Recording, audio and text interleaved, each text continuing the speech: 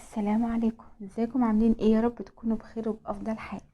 النهارده بقى هنعمل عشاء سريع كده بسيط. هنعمل مع بعض الحواوشي البطاطس. حواوشي اقتصادي وطعمه جميل جدا جدا جدا. بس لو اول مره تشوفوني يا ريت تشتركوا في القناه وتفعلوا الجرس عشان يوصلكم كل وصفاتنا اللي احنا بنعملها مع بعض. هنشوف بقى خطواتنا سريعه جدا وبسيطه ومتاخدش معايا اي وقت خالص، وكمان طعمها هيطلع معاكي لذيذ جدا جدا. كفايه بس شكلها وطعمها. يلا بينا ندخل على المقادير على طول. اول حاجه هنا معايا يعني على حسب العدد الكميه اللي انت هتعمليها. انا هنا جبت 4 بطاطسايات كبار، وقشرتهم وغسلتهم كويس قوي وحطيتهم في الطبق اهو. يبقى 4 بطاطس متقشرين ومغسولين، وفلفل رومي بقى زي ما انت حابه براحتك، حابه تزودي حابه تقللي، حابه تحطي فلفل سبايسي كمان عادي. هنا غسلته كويس ونضفته. هنا بصلتين متوسطين وطماطمايه مقطعه مكعبات صغيره. تمام، مكتريش الطماطم، هي طماطمايه واحده بس. هنا بقى اول حاجه هنفرمها البصل. نفرمه ناعم جدا، عشان كده انا فرمته في الكبه، يعني ما تقطعهوش على ايدك. تمام، احنا كأننا بنعمل حواوشي بالظبط. تمام كده تمام. برضو هنفرم الفلفل. يعني انت في الحواوشي العادي بتاع اللحمه بتفرمي الفلفل وبتفرمي بتفرمي البصل، فهنعمل نفس الكلام وكل حاجه. فانا كان ممكن افرم الاتنين مع بعض، بس انا حبيت ان انا افرم كل حاجه لوحديها. هنا كان خلاص البصل بتاعنا اتفرم كويس قوي. ما بصفيش البصل بتاعي من الميه خالص، لان انا هعمل حواوشي مش هعمل كفته. هضرب بقى برضو الفلفل زي ما قلت لكم، حابينه سبايسي حطي قرن فلفل كده سبايسي، مش حابه حطي كله رومي. وحابه تحطي برضو فلفل احمر بيديله طعم ولون حلو قوي. عادي زودي زي ما انت عايزه، حطي اللي انت حابه تحطيه، بيبقى لذيذ وجميل برضو.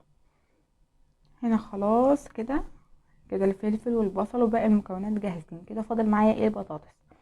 البطاطس بقى هنعملها بطريقه جميله جدا. مش هتبقى باينه ان هي بطاطس، بس عشان تستوي معانا بسرعه لازم نعملها كده. هنجيب اي مبشره عندك، مبشره العاديه خالص اللي بتبشري بيها البصل، هتعملي ايه؟ هتبشري البطاطس. تمام كويس قوي كده، بشر ناعم. خلاص هبشر بقى الكميه كلها زي ما قلت لك انت، على حسب. انا ما عملتش كميه كبيره، فحطيت بتاع 4 بطاطسيات بس. انت بقى حابه تزودي عن كده، حابه تقللي عن كده، حابه بس تعملي تجربه الاول خالص. جربي مثلا في بطاطستين اتنين بس الاول، وبعد كده شوفي هيطلع معاكي حلوه زودي. تمام كده، شايفين شكلها حلو قوي ازاي؟ هنا بقى اختياري، حابه تزودي مع المكونات دي جبنه ميكس او جبنه موزاريلا براحتك، ما عندكيش عادي جدا ماشي. كده خلاص هناخد بقى البطاطس بتاعتنا هنصفيها من الميه كويس جدا. لازم الخطوة دي مهمة قوي عشان خاطر ما تبوظش معاكي العيش. طبعا هي هتبقى احلى بالعيش اللي هو بيبقى برده، ده البلدي اللي برده. انا ما كانش عندي العيش اللي برده، كان عندي العيش العادي البلدي المدعم ده العادي، فعملت فيه عادي. بس هو كان طعمه حلو، بس لو عندك عيش برده هيبقى احلى بكتير. هنا بقى اول حاجة هناخدها الطاسة على النار، شوية زيت محترمين كده عشان ايه؟ نعمل الخلطة بتاعتنا وتستوي.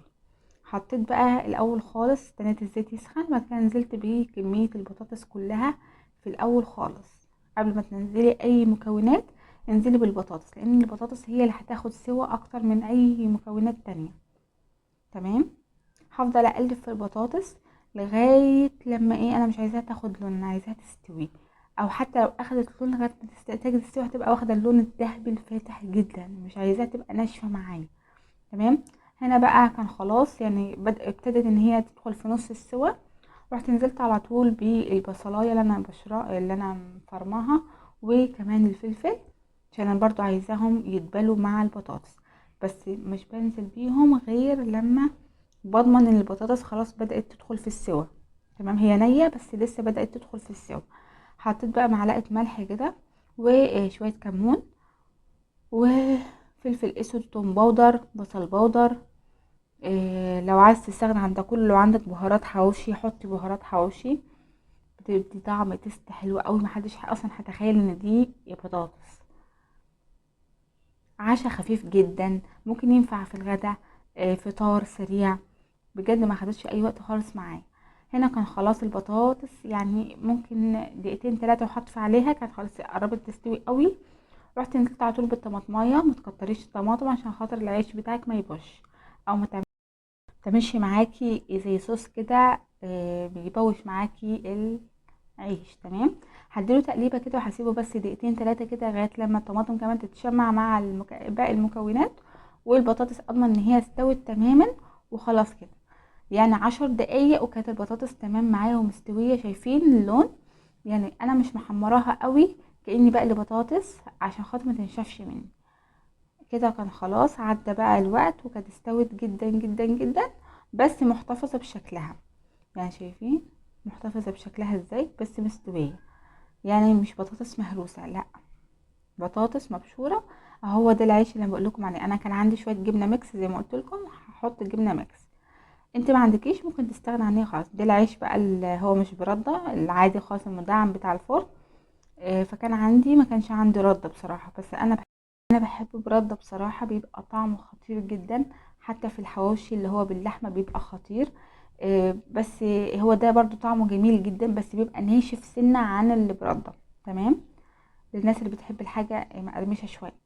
هنا بقى كنت حطيت كميه مناسبه كده من الخلطه اللي احنا عملناها مع بعض، وبعد كده حطيت عليها طبقه كده من الجبنه الميكس. ما عندكيش جبنه ميكس زي ما قلت لك حطي جبنه موزاريلا، بس ما عندكيش الاتنين ما تحطيش اي حاجه غير الخلطه اللي انت عاملاها، هيبقى جميل جدا. العيش طبعا لما فتحاه من فوق، انت حابه تقسميه نصين براحتك، بس انا بحب اعمله كده رغيف على بعض، وبعد كده بقسمه بعد ما بيستوي بيبقى خطير. انا هوريه لكم برضو بعد ما يستوي. انا قسمته كان حلو قوي.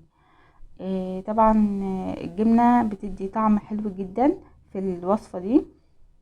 شايفين؟ وكمان بقى اللي أنا كان نفسي في عيش رده قوي، بس هو ما كانش متوفر عندي بصراحه. جربيه بالعيش اللي برده هيعجبك جدا جدا. هعمل بقى الكميه كلها وهرجع لكم تاني. انا بقى زي ما قلت لكم انا ما عملتش كميه كبيره، انت حابه تزودي الكميه زوديها عن كده مفيش اي مشكله. تمام. طبعا انا ما بكترش الخلطه، انا بحط طبقه خفيفه كده لغايه بس ما املي العيش، يعني اخلي العيش كله يكون واخد من الخلطه وخلاص، يعني مش بمليها لغايه ما تبقى العيش بتاعي منفوخ. وخلاص على كده. وصفه سهله وبسيطه، وجربوها باي حشوه ممكن تعملي اصلا. حواوشي بيض هعمله لكم على مره بيبقى خطير قوي. هنا كان خلاص خلصت الكميه كلها اللي انا عاملاها، وهنسويها بقى، هنشوف بقى التسويه بتاعتها مع ان كل حاجه مستويه اصلا. بس انا بقول التست الاخير يعني بتاع القرمشه الاخير او التحميره الاخيره. تمام. وهقول لكم برضو اللي انا وقعت فيه برضو في العيش ده. العيش ده بيحمر قوي غير العيش اللي برده، عشان كده هوريكم برضو اللون بيطلع غامق شويه. هنا بقى طاسه على النار كده سبتها تسخن وحطيت شويه زيت، ماشي، بتاعت معلقه زيت اكل كده مش كتير، وسبتها تسخن برضو. وبعد كده غلفت العيش الرغيف بتاعي بالطريقه دي، يعني حطيت وشه، وبعد كده قلبته بايدي كده، وبعد كده حطيته على ظهره، يعني خليت الرغيف كله مي يعني متغلف بالزيت. تمام. هنا بقى هسيبه على كل ناحيه بتاع دقيقتين 3 لغايه لما ياخد اللون الحلو، وبعد كده بقلبه. يعني اللون ده كويس جدا بالنسبه العيش ده. تمام. لكن لو عيش برده بتسيبيه بقى شويه تاني بيدي قرمشه جميله جدا. شايفين اللون؟ شايفين الشكل؟ خطير جدا. والله العظيم كانت اكله سريعه وما خدتش على فكره وقت خالص معايا. انا ممكن توتال كده اخد بتاع ربع ساعه تلت ساعه بالكتير قوي بالتسويه بكل حاجه. يعني حاجه حلوه قوي وسريعه وبسيطه وما بتاخدش اي وقت نهائي. هنا كان خلاص اول رغيف كده خلاص استوى. مش حابه بقى تعمليه في الطاسه، بتحطيه بتدهني صينيه زيت وبتحطيه وترصيه في صينيه وبتدخليه الفرن برضو بياخد اللون ده، والتشميعه دي بيبقى خطير قوي. حابه تعمليه برضو مشوي على الفحم بنفس الطريقه دي، بتدهني برضو الشبكه بتاعتك زيت بتحطيها، بتحطي كل رغيف كده كانك هتعملي حواوشي باللحمه بالظبط. انا كنت حاسه ان الزيت قل معايا، فرحت زودت شويه زيت مش كتير، وباخد برضو على كل ناحيه كده شويه. وبس كده الرغيف التاني كده جاهز معانا. برضو بقى الكميه كلها بتخلصيها بنفس الطريقه دي، وهوريها لكم برضو في الاخر. هفتح لكم واحد كده من النص وهوريكم شكله في الاخر بيبقى عامل ازاي. كده خلاص بقى.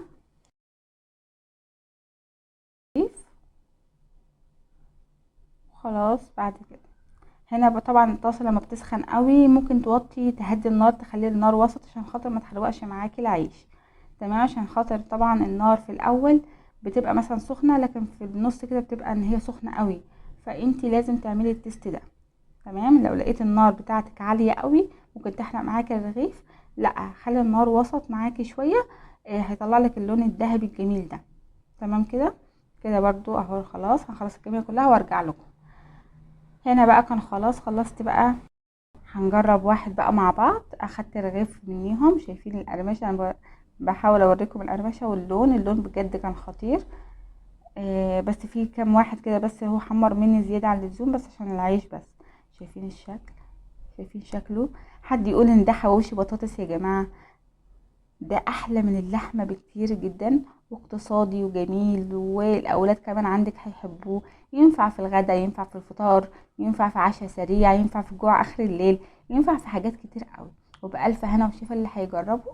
جربوه برضو، قولوا لي برضو رايكم في التعليقات، وقولوا لي برضو انتوا بتعملوا الحواوشي بقى بحشوات ايه. خلينا نستفيد من بعض. وما تنسونوش بقى بتشجيعكم ليا بالاشتراك في القناه وتفعيل الجرس، وكمان لايك الجميل بتاعكم للفيديو. واشوفكم في رعاية الله في فيديو جديد.